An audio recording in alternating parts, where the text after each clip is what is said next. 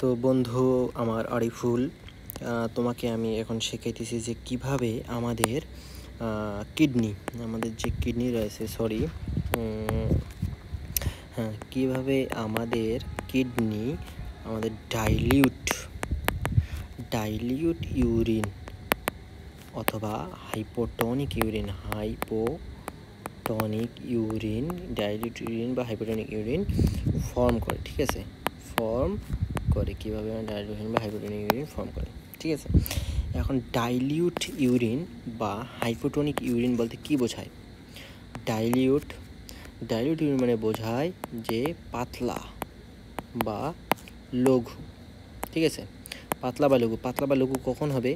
ইউরিনটা আমাদের পাতলা কখন হবে? যখন আমরা এক্সেসিভ পরিমাণ পানি, মানে বেশি পরিমাণ পানি আমরা খেয়ে নেব। ঠিক আছে, আর হাইপোটনিক বলতে কি বোঝায়? হাইপোটনিক বলতে বোঝায় এটা যদি আমাদের ইউরিন হয়, তাহলে এই ইউরিনটাতে হাইপোটনিক মানে কি? মানে আমাদের পানির পরিমাণ বেশি থাকবে এবং আমাদের সলিউট বা মেইন কোনো আয়ন, ইনঅর্গানিক আয়ন, সেটার পরিমাণ আমাদের কম থাকবে। পানির পরিমাণ আমাদের এখানে বেশি থাকবে। পানির পরিমাণ বেশি থাকলে আমাদের কি হাইপোটনিক মানে বলতে বোঝায় যে এখানে আমাদের আর অসমোলারিটি অটোমেটিকলি আমাদের কি ডিক্রিজ করবে। ঠিক আছে, তাহলে আমাদের বইয়ের প্রথম লাইনে কি বলা আছে বল দেখি। প্রথম লাইনেই আমাদের বলা হয়েছিল যে কিডনি, প্রথমে আমাদের লাইনে বলেছিল কিডনি আমাদের অসমোটিক্যালি কী করবে?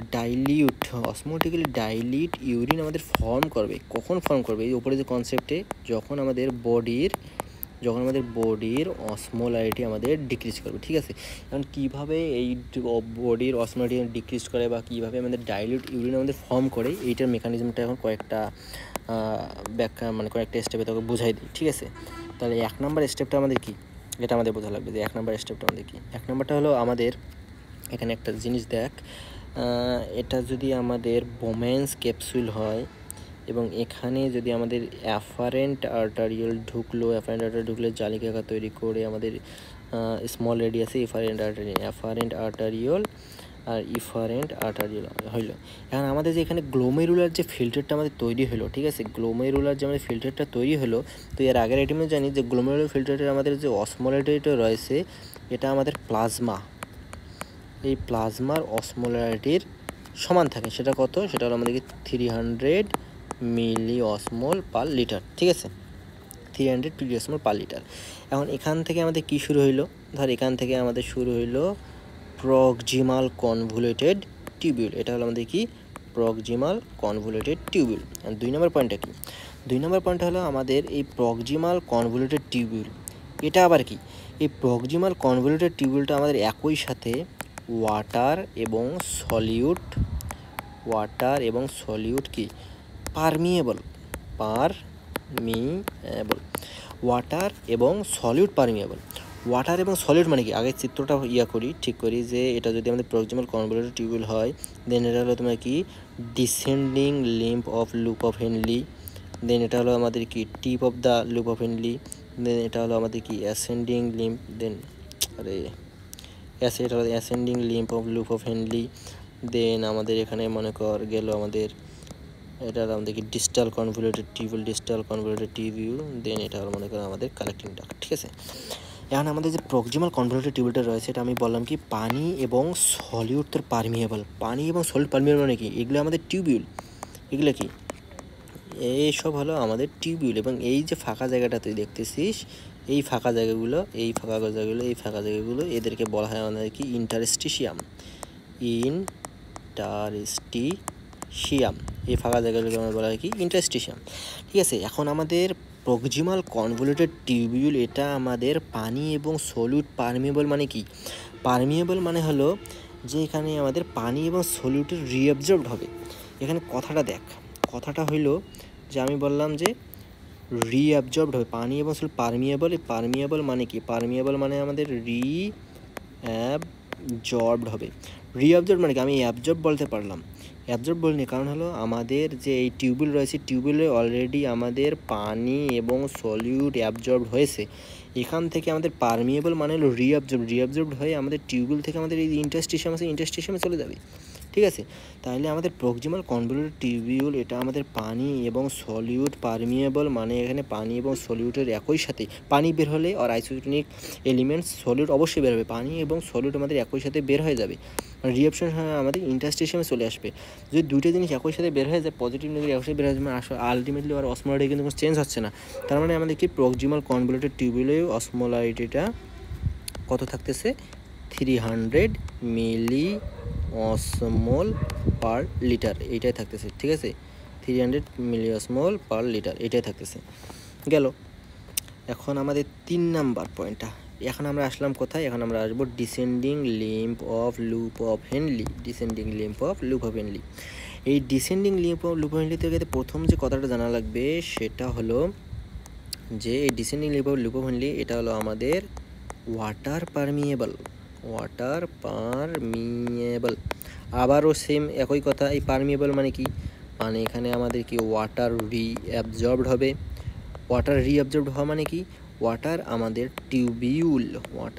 টিউবিউল থেকে কোথায় আসবে, ইন্টারস্টিশিয়ামে চলে আসবে। এখন এখানে দেখ, এখানে হলো যে এটা যদি আমাদের descending limb of loop of Henley হয় এবং এখান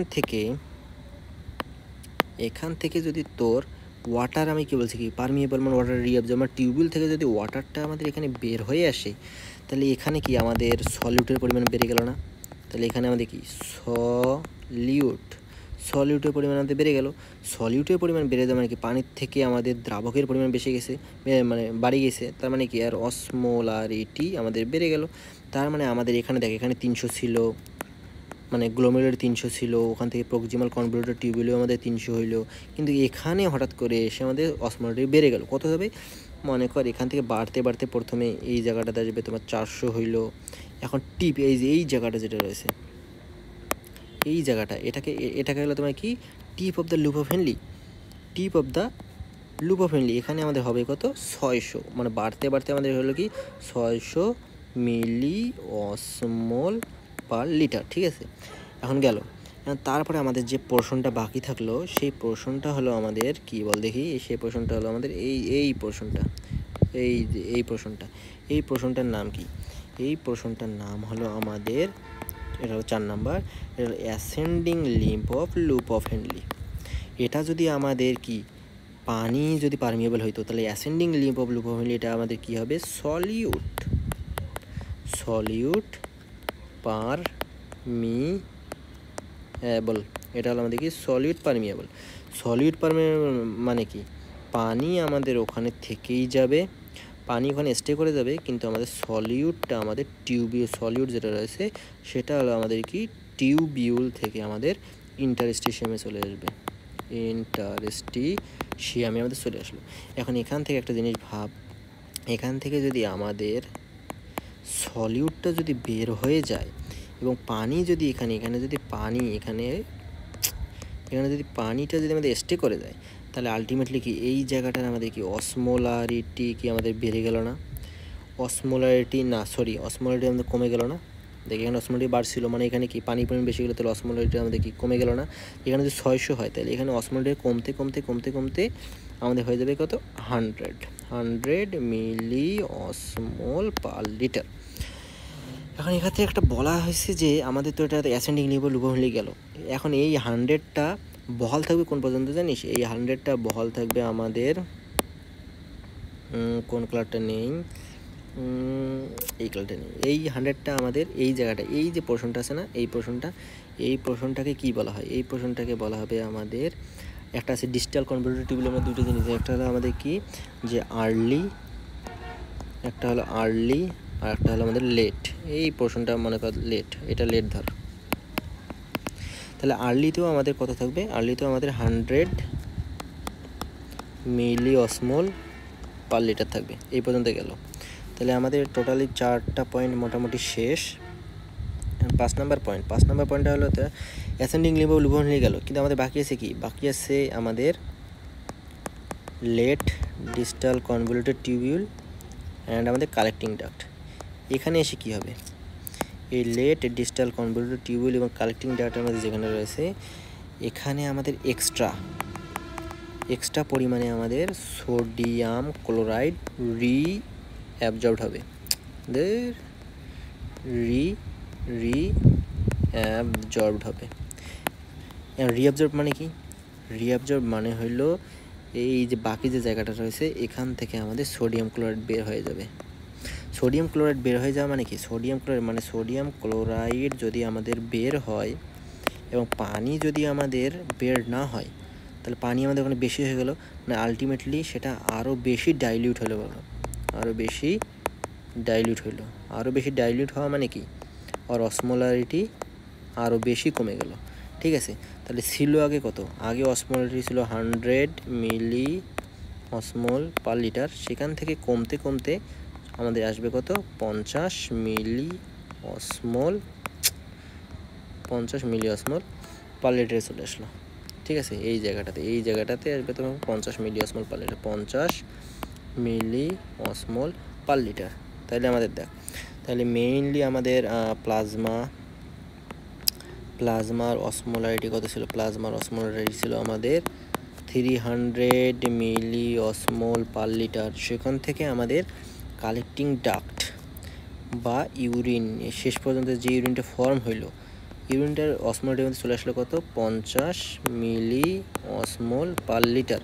মানে অসমোলারিটি আমাদের এখানে অসমোলারিটি আমাদের কমে গেছে। অসমোলারিটি কমে যাওয়া মানে কি? অসমোলারিটি কমে যাওয়া মানে হলো আমাদের সলিউট আলটিমেটলি কমে যাওয়া, পানি আমাদের আলটিমেটলি বেড়ে যাওয়া। পানি যেহেতু বের হয়েছে, মানে পানি যেহেতু আমাদের বেশি হয়েছে, তার মানে আমাদের কি ইউরিনটা আমাদের ডাইলিউট হয়ে গেছে বা হাইপোটনিক হয়ে গেছে। কেন হাইপোটনিক হয়ে গেছে? কারণ সলিউট এখানে আমাদের কম। এখন আমাদের যেহেতু ডাইলুট বা বেশি পাতলা হয়ে গেছে, সো আমাদের এক্সট্রা যে ওয়াটারটা রয়েছে সেটা আমাদের এক্সক্রিট করতে হবে। এক্সট্রা যে ওয়াটারটা রয়েছে সেটা আমাদের এক্সক্রিট করতে হবে। এক্সক্রিট করে আমাদের কত পরিমাণ দৈনিক কত? এটা হলো আমাদের 16 মিলিলিটার পার মিনিট, অথবা এখানে 20 লিটার পার ডে মেবি বলা আছে। Let me check. হ্যাঁ, ওইটাই মেবি হবে, একটু চেক করে নিই। সেটা তোমার কি 20 লিটার পার ডে। ঠিক আছে, and thus dilute urine is formed, my dear friend.